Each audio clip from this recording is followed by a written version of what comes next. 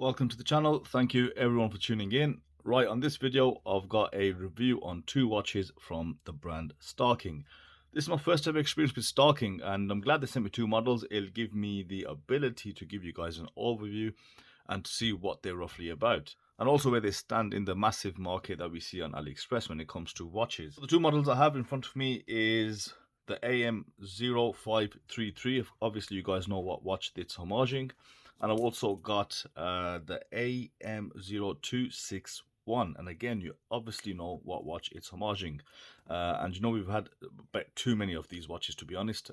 This style of watch is probably the most homaged watch out there, so it's going to be interesting just checking the quality over everything, actually looking at the specs, the QC that you're expected to see, the general build quality of it, sharpness, finishing, etc. And both these watches, don't get me wrong, are budget brands, so please keep that in mind. I'm going to scrutinize them as I do with most watches, but that's only an indication to where they sit against other brand watches like Cadison, Pagani design.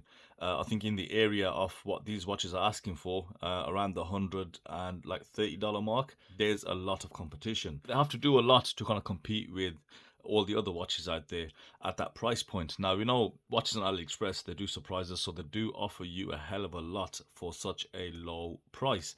So can these keep up? Are they anywhere near some of the more popular brands that actually have a stronger position on AliExpress? So without further ado, let's start getting into this review, give you guys an overview of the packaging that this watch came in. The packaging was quite nice, actually. You can see this gilt flaking off onto the actual cardboard box. It's a nice shape. You open it up, you've got this soft material on the inside. You also have a cushion, a little tool, and some warranty information, which is a waste of money, right? As let's be honest, when we look at AliExpress. So let's give you guys an overview of the specifications and the dimensions of this particular one. So back to the AM0533, 304L stainless steel. That's what they state on the site, and I'm glad they state that, because there's a lot of budget watches that use 304L stainless steel over 316L stainless steel. Now, just a very quick and short summary or comparison between them. 304L is slightly harder than actual 316. It can take a bit more of a beating. However, it's slightly less resistant to corrosion than 316L.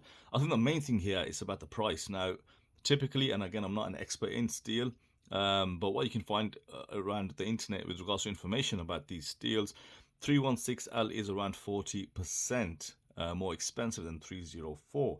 And one of the things visually that you'll see with 304L steel is it's slightly duller than 316L.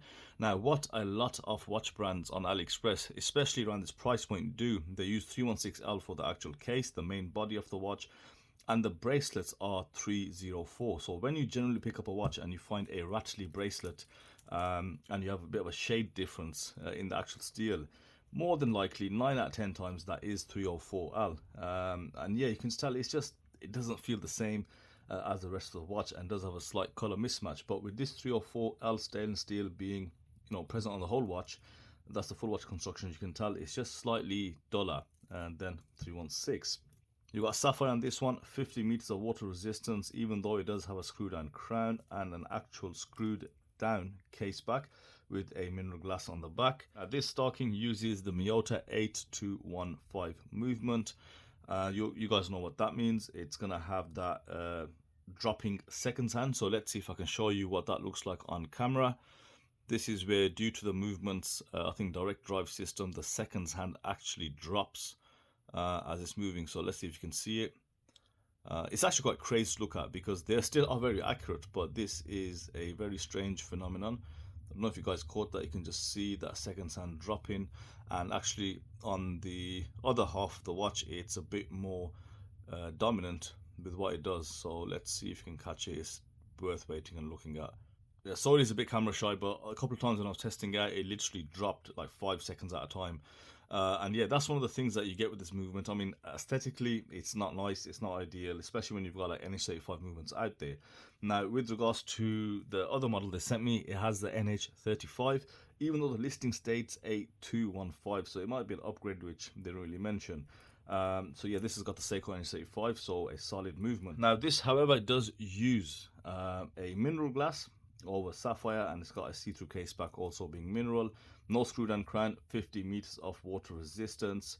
120 click unidirectional bezel with an aluminium bezel insert. The good thing about this does have female end links, and they are hollow end links as well, so again a negative there, and it also comes with a old school pressed clasp. So now that we've got the specifications out the way, let's go ahead and look at the dimensions. So with the AM0533 to my left, you've got a 42 millimeter case diameter, a overall thickness of 12 millimeters, which isn't too bad. A lug to lug of around 52 millimeters if you look at both of the ends. But that expands to 60 millimeters when we actually look here, because you don't get any articulation past like the second link. The bracelet taper is from 25 millimeters at the first link down to 18 millimeters. I mean, that's a superb taper, but you get that on obviously all watches with this design and this integrated bracelet. Now, when we look at this AM0261, standard sort of dimensions that you get from this style of watch: 40 millimeter case diameter times 13.5 millimeters on the thickness, slightly thicker due to that case back, and a lug to lug of 48 millimeters, 20 millimeters lug width. But the benefit of having female end links, you've got a very compact lug to lug, and also you'll notice the end links do sit in further to the case. So now that we've got dimensions, specs out the way, let's dive a little bit deeper and let's see what we have with both these stockings. Now, with regards to this particular one, the dial construction is superb. I really like how well these companies do these dials, and I'm actually blown away. The watch isn't very expensive, so the parts can't be that expensive as well, but the detail on the dial is very impressive. You got this grid style pattern. You've also got this sort of sunburst pattern in the background, a very deep rich blue which sort of kind of fumes into that black outer line of that dial. But I don't know if you can see this on camera, but you've got these tiny engravings on the individual squares as well. So there's a lot of detail. You've also got a mixture of applied and printed features. The printing is, of course, the minute track in white, as well as the logo just below the 12 and the text above the 6. The application is where you see the hour markers. You got these baton hour markers, very slim. You can see just the tiniest slither of lume in between those batons. You also got this very slim handset, fully polished, as well as the hour markers. One thing I do like about this handset, I like that the hands are actually chamfered. Those flat polished hands is not a good look on a lot of watches, but with this slight chamfering, it allows just a bit of reflection of that light. The seconds hand, I like the counterweight there. It's like the back end of a needle, and you've got nicely beveled and finished date window with a white date disc. So the dial side and the handset looks beautiful, really well done. There's nothing to really complain about that, and no obvious QC issues on there. Now, with regards to the loom is absolutely poor. I think it's a shade of BGW9, but as you can see, it's applied so thin. It's barely visible. The camera does struggle to pick it up also. But yeah, definitely this watch isn't built for any loom. With regard to the A-face, you can see a very large multi-sided bezel. You've got some coarse hairline brushing over the surface, polished screws that sit in that bezel. You've also got a gasket at the bottom of the bezel. So I think water resistance, they have kind of paid attention to it, but I would stick to that 50 meter rating. I wouldn't try to go above that. And also you got this A-face brushing on the actual case. Moving over to that crown, you've got a nice shaped crown, again brushed, quite smooth, but the shape is quite prominent. You can really feel that, get a good grip of it as well. It's around the 6 millimeter mark, so a very decent crown on there. The bezel also has a lovely polished rim around there, separated by that very smooth brushing around the side of the bezel. And when we look at the case profile, this multifaceted cases, this is where companies can really show you how good they are by just doing different types of finishing, different types of brushing as well, so doing different grains, and you've got a very smooth and soft grain on the side of the case. Nice on the facets, this polished highlight which goes around the side, again nicely done, and I can see very clean cut transitions. So I mean, so far in hand, I think they've done well with this finishing here. You can see the divisions clearly, no overruns, very smooth and soft. So first and foremost, this watch is going to appeal to those guys that like this design. And secondly, you do want to see great quality on there. Flip the watch over and the case back, nothing too exciting. You can see the Miyota 8215 movement in the back, spinning away, and you've got some specifications on there. Polished screws, brushing on the A-face off that case back, but you also have a polished bevel around there. So just some nice detailing all around over the watch. Now, let's look at that bracelet, fully brushed bracelet, lot of lovely light play. Just looking at these mini links there, I just love how they reflect that light off, and you can find this on, you know, all manner of watches that have this type of bracelet. So yeah, look really good, really flashy as well. Now the links themselves are finished nicely on the edges. You got these bevel edges, polished, give it a very nice feel indeed on the side. Gives it a very substantial look also, and you can just see the screws on there on either end, nicely polished as well. So it looks pretty well built overall. I think for the price, it's okay as well. It could have done with the NH35 in all honesty. The 8215 movement is slightly dated, and of course it has that undesired effect of that movement or that second hand just jumping away. Now, past that, you know, how good is it under some close-ups? So let me give you guys some observations that I've seen. Now, first off, this watch came to me with small defects present. So if you just look at the bottom of that bezel, it had a couple of scratches. There's also a noticeable scratch on one of the links on the bracelet, or two of the links. Let's see if I can catch it under the light. I believe it was on this side. Yeah, you can just see some scuffs which kind of go across under the light there. So I understand that can happen through handling. Now, but with regards to the actual machining of this watch, again, under close inspection, it does let itself down. Along the top of this case here, you'll find it's not a very smooth or straight cut. It's a bit edgy, slightly rough, and I'll put up some close-ups if I can. And then we move on to these smaller links on the inside. You'll find they're not finished the best. These cutouts there, they're quite rough around the edges. In fact, they look like my nails, so you know that's a bad job there.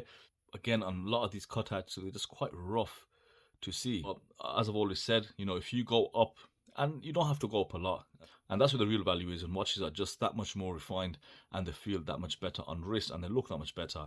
And I think the last thing I noticed was when you do close this clasp, I mean, it's solid enough. It's got thick steel there. However, something small there where the two ends aren't really aligned. I know that's going to bother some people. And also, if you look at that cube there, you can see the brushing goes, you know, in a diagonal fashion, so it's not perfectly straight, but decent brushing. So now overall, do you know what? It's £110. There are lots of watches out there that are finished a bit better. But yeah, this does have like a fair few rough edges, a bit of rough finishing, and I don't know, right? Sometimes it does get to people. There's people out there watching thinking, you know, you're scrutinizing it too much. It's only £100. But at the same time, in this league, in this price bracket, I think you have to be, because they can do so much better. So this is where AliExpress does really spoil us. And, you know, I feel the same. Sometimes I'm just in a different mood and I think, you know what, it's all good. There's nothing wrong with it because it's only £100. But at the same time, to give it like a fair review, to make sure kind of hit everyone's expectations as well. Yeah, it's just very rough around certain parts, which is kind of surprising because the finishing on the bezel, the side of the case is done so well, and the dial's nice, right? Obviously, you know, minus the lume. It's just a bit more concentration, and again, spending a bit more money. I think if it is a very well finished product, then people are more than happy to buy it. And on wrist, with a 6.5-inch wrist, you definitely are going to struggle wearing this. Due to those, you know, super inflated end links, you do have a rather large gap. It doesn't really hug the wrist at all. It looks massively oversized. You can see it's like my wrist is just not fitting in it. It's like I'm wearing my older brother's watch, but I don't have an older brother. Yeah, but the links wise, in terms of any sharpness on the inside, yeah, it is a bit of a hair catcher. So in these gaps, you're going to catch your hair on there if you've got a hairy wrist anyway. Slightly large, definitely for guys with bigger wrists. For 6.5 inches on the wrist, I wouldn't really bother with this because it just won't fit, and it'll feel really, really odd. So let's move on now to the Star King AM0261. Now, I'm not going to spend too much time on this because we've seen these cases before. I'm just going to point out some, you know, notable features. So one of the things on the specs I mentioned, it does have a mineral glass, and it doesn't have a screw down crown, and a 50 meters water resistance with an aluminium bezel inset. Now, while the inset isn't that bad, I think just on spec wise, it fails against many others in that same bracket.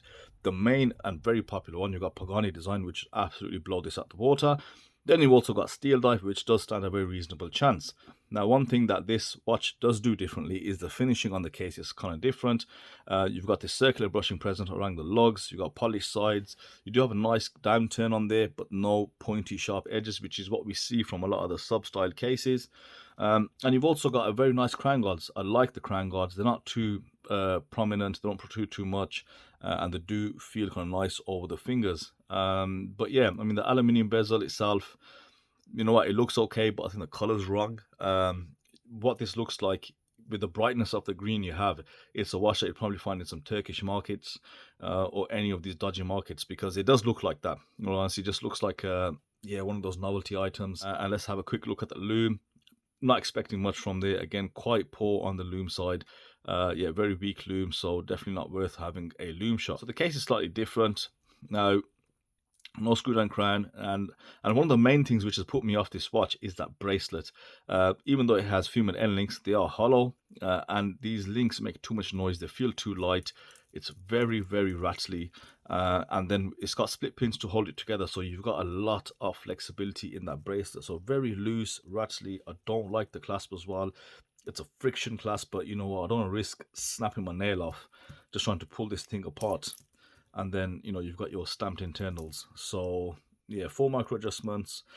Yeah, it's not something which is probably I'd go for. If I had a choice between the two, I'd probably lean towards this one. That's the one I'd purchase, or I'd recommend over this homage from their store. The bezel itself is 120 click. It's not bad. The rotation's okay. It isn't the best, but yeah, you can feel all the individual clicks. It does have consistency, but it doesn't line up exactly, but it's not far off by much as well. I mean, this is just on looks. I think the bracelet really does let it down. It's quite a poor bracelet. It doesn't give you any kind of confidence on there. And £80, it is cheap, but you know, Pagani Design do so much better.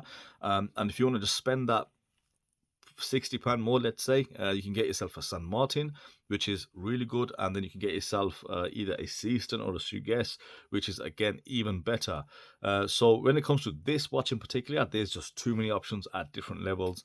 I think Pagani Design is the overall best value for money version.